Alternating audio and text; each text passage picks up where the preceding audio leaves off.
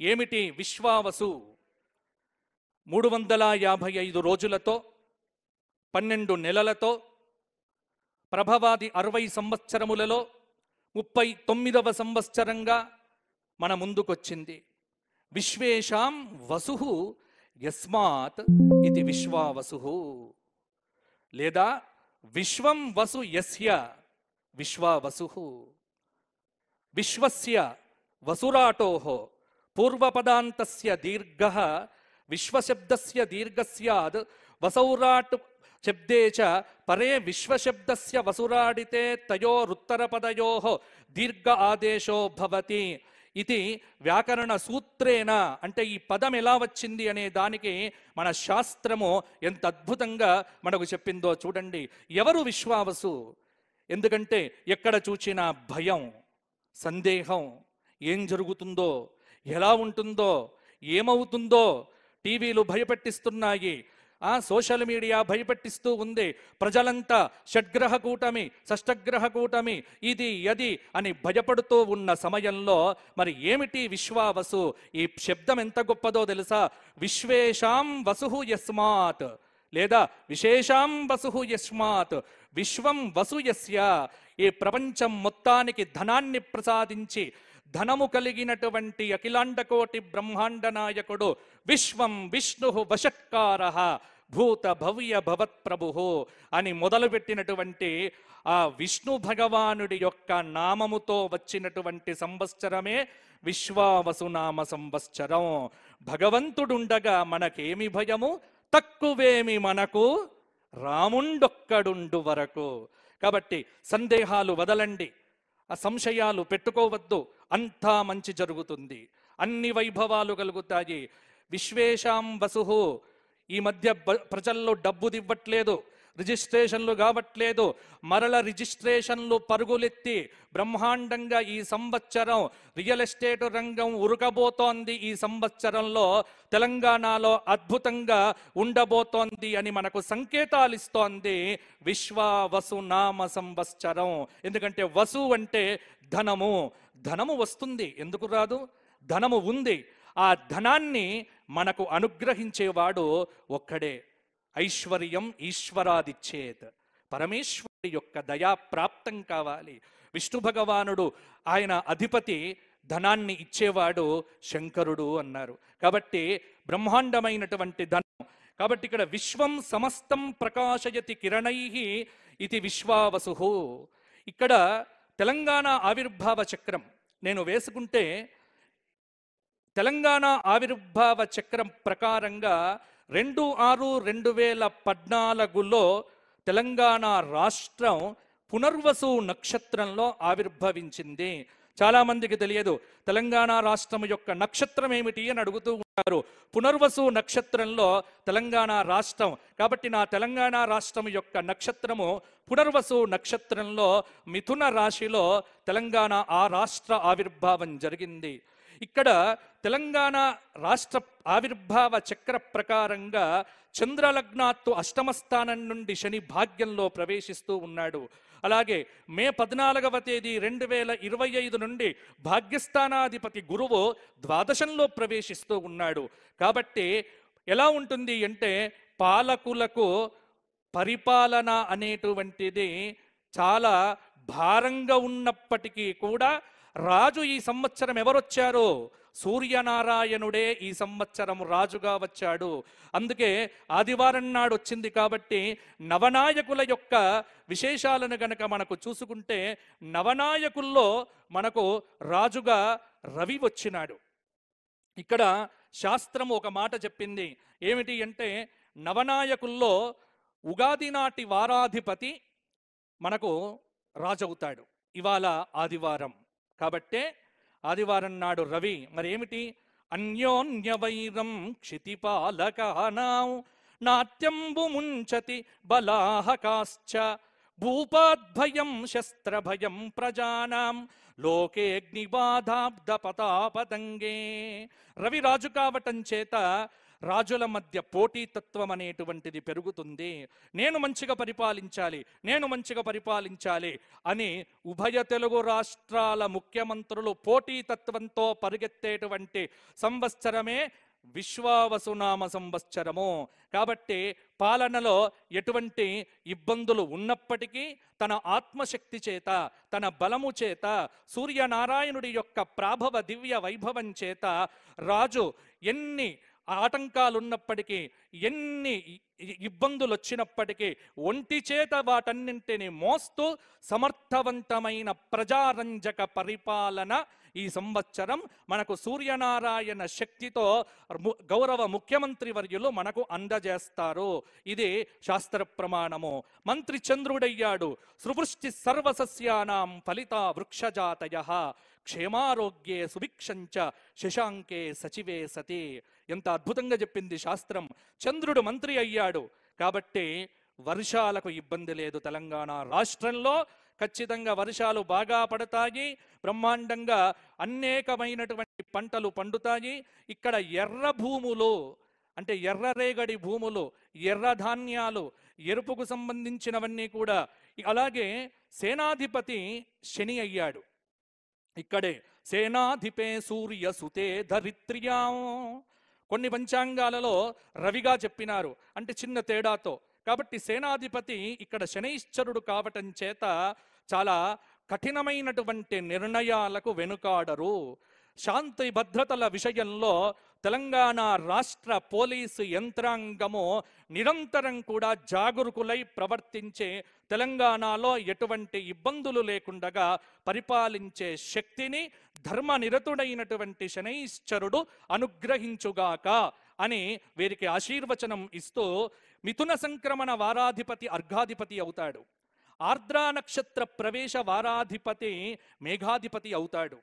తులా సంక్రమణానికి వారాధిపతి ఇప్పుడు మనకు రసాధిపతి అవుతాడు. అంటే అధిపతులు ఎలా అవుతారు అంటే శాస్త్రంలో ఇలా అవుతారు.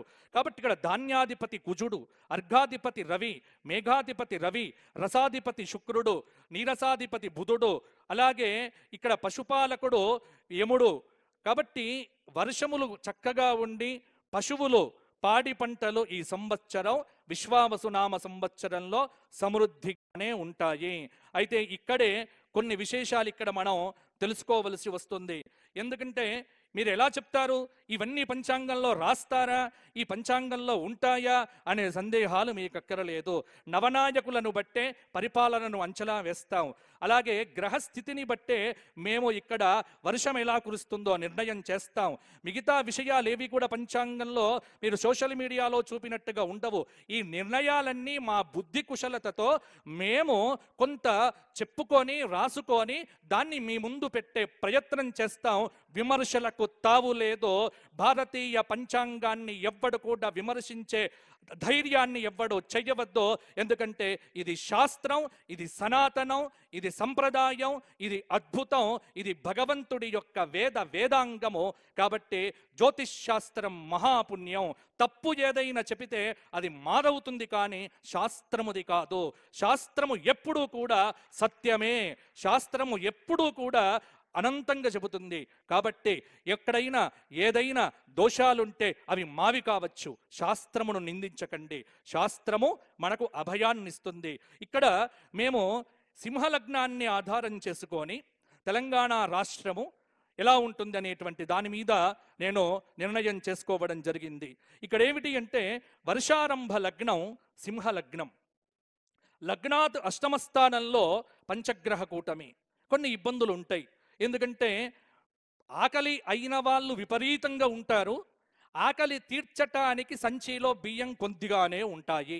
ఈ కొద్ది బియ్యాన్ని ఇంతమందికి పంచటం ఎలా అనేటువంటిదే సునిశ్చితమైన బుద్ధితో ఆలోచించి పంచాల్సిన బాధ్యత గౌరవనీయులైనటువంటి ముఖ్యమంత్రి వర్యుల మీద ఉంటుంది.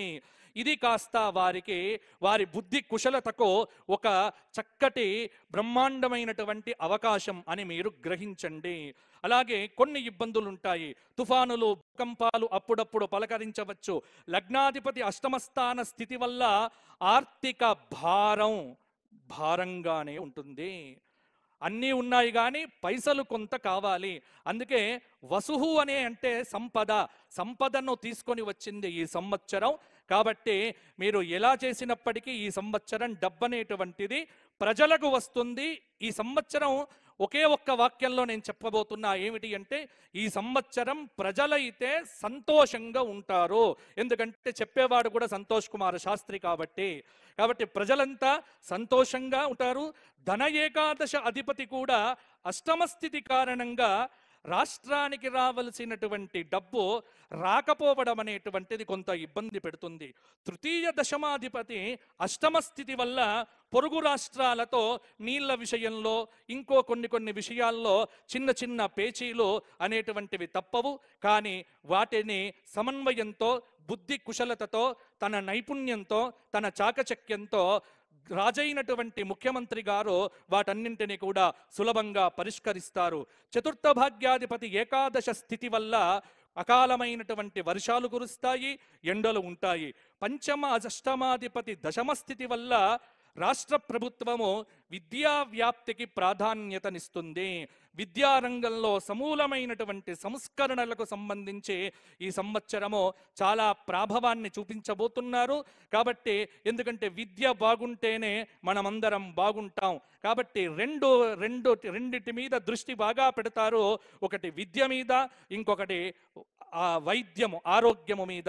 కాబట్టి రెండు శాఖల మంత్రివర్యులో సమన్వయాత్మకంగా పనిచేసి అద్భుతమైనటువంటి ఫలితాలను ఇవ్వాలి అని వారికి ఆశీర్వచనం ఇస్తూ, షష్టమ సప్తమాధిపతి సప్తమ స్థితి వల్ల ఇక్కడ ప్రజానీకంలో అన్యోన్య ప్రేమ అనేటువంటిది కూడా పెరుగుతుంది. ఇంకొక మాట ఏమిటి అంటే ఇక్కడ తృతీయ దశమాధిపతి అష్టమ స్థితి వల్ల, చతుర్థ భాగ్యాధిపతి ఏకాదశ స్థితి వల్ల అన్ని విధాలుగా కేంద్ర ప్రభుత్వం నుంచి రాష్ట్ర ప్రభుత్వానికి ఖచ్చితంగా రావలసినటువంటి వాటిని తన సామర్థ్యంతో తెచ్చేటువంటి ప్రయత్నము ఎప్పుడూ కూడా చేస్తూ ఉంటారు. అలాగే పంచమ అష్టమాధిపతి దశమ స్థితి వల్ల రాష్ట్ర ప్రభుత్వము సంక్షేమం కోసం వివిధ కార్యక్రమములు చేపడుతుంది. కొన్ని అనుకోని సంఘటనల మూలంగా కొన్ని ప్రతిఫలాలనేటువంటివి అక్కడక్కడ అందకపోయినప్పటికీ కూడా ప్రజలందరికీ కూడా సమర్థవంతమైనటువంటి అద్భుతమైన దివ్యమైనటువంటి పాలనను అందించటానికి ఎప్పుడు కూడా కృషి చేస్తూనే ఉంటారు. ఇక జగల్లగ్నాన్ని గనక పరిశీలించి చూస్తే మేష సంక్రమణం కుంభలగ్నంలో ప్రవేశం. కాబట్టి జగల్లగ్నం కుంభలగ్నం, లగ్న ద్వాదశాధిపతి ధనస్థానంలో పంచగ్రహ కూటమి, ధన ఏకాదశ అధిపతి చతుర్థంలో ఉండటం, తృతీయ దశమాధిపతి షష్టమ స్థానంలో నీచలో ఉండటం, చతుర్థ భాగ్యాధిపతి ద్వితీయంలో ఉండటం, పంచమ అష్టమాధిపతి ద్వితీయంలో ఉండటం, షష్టమాధిపతి భాగ్యంలో ఉండటం, సప్తమాధిపతి ద్వితీయంలో ఉండటం. ఇది గ్రహస్థితి. ఇంత టర్మినాలజీ నేను ఎందుకు చెప్పాను అంటే ఏదో ఆషామాసిగా రాసుకున్నటువంటిది కాదు. ఇది ఖచ్చితంగా గ్రహాలను లెక్కబెట్టే ఇక్కడ కూర్చొని మాట్లాడుతున్నాం. కానీ మా నుండి వచ్చేటువంటి ప్రతి మాట శాస్త్ర ప్రమాణంగా చెప్పేటువంటిదే. గాలి మాటలు, ఇంకో మాటలు ఈ వేదిక మించి ఎప్పుడూ కూడా మీకు రానే రావు. కాబట్టి టర్మినాలజీ మీకు అర్థము కాదు. కాబట్టి ఇప్పుడు నేను చెబుతూ ఉన్నాను, గ్రహస్థితిని పరిశీలన చేస్తే పాలకులు ప్రజాహిత కార్యక్రమాలకు ధనాన్ని వెచ్చిస్తారు. అవసరమైన సదుపాయాలను ఏర్పాటు చేయటంలో ప్రజాధనాన్ని వెచ్చిస్తారు. సరి అయిన సమయంలో పాలకులు సరి అయినటువంటి నిర్ణయాలు తీసుకుంటారు. వ్యాపారపరంగా విదేశాల నుంచి బ్రహ్మాండమైనటువంటి కంపెనీలు, ఫ్యాక్టరీలు ఇవన్నీ కూడా తెచ్చే ప్రయత్నం చేస్తారు. వాణిజ్యాన్ని అభివృద్ధి పథంలో ఉంచుతూ ఆదాయాన్ని, దేశ సంపదను, రాష్ట్ర సంపదను బయటికి పోకుండగా ఉన్నటువంటి దాన్ని చెక్కు చెదరకుండగా కాపాడుతూ అద్భుతమైనటువంటి పాలనను అందించే దిశగా కృషి చేస్తారు. కొన్ని ప్రాంతాల్లో దేశారిష్ట యోగాలు, ఉగాది నుండి మే 18 వరకు శని రాహువుల యొక్క యుతి మీనరాశిలో. కాబట్టి పరిపాలన అంత ఏదో నల్లేరు మీద నడకగా ఉండదు. ప్రతి విషయంలో ఆచితూచిగా ముందుకు వెళితే అద్భుతమైన ఫలితాలు దక్కుతాయి. కాబట్టి కష్టపడితేనే ఫలితము, కష్టాన్ని నమ్ముకొని భగవత్ భావనతో భగవద్ ఆరాధన చేస్తే భగవద్ అనుగ్రహము చేత ఆ రామచంద్రమూర్తి కరుణా కటాక్షముల చేత ఒక్క సూత్రం చెబుతున్నాను. ఏంటంటే ఇది తెలంగాణ ప్రజలందరూ కూడా తెలుసుకోవాలి. ఏమిటి అంటే ఈ సంవత్సరం ఆదివారం వచ్చింది. ఆదివారం వచ్చింది కాబట్టి రాజవరయ్యారు, సూర్యుడయ్యాడు కదా. మరి సూర్యుడు బాగుండాలి, రాజు బాగుండాలి అంటే ఏం చెయ్యాలి అంటే స్త్రీతైల మధుమాంసాని ఏ త్యజంతి రవేర్దినే నవ్యాదిశోక దారిద్ర్యం సూర్యలోకంచ గచ్చతి. ఆదివారం నాడు తెలంగాణలో చుక్కా ముక్కా ముట్టుకోకపోతే బ్రహ్మాండంగా ఉండబోతోంది. కాబట్టి చుక్కలకు ముక్కలకు ఆదివారం దూరంగా ఉంటే అధికారులు కానీ నాయకులు కానీ ఎటువంటి ఇబ్బందులు ఉండవు.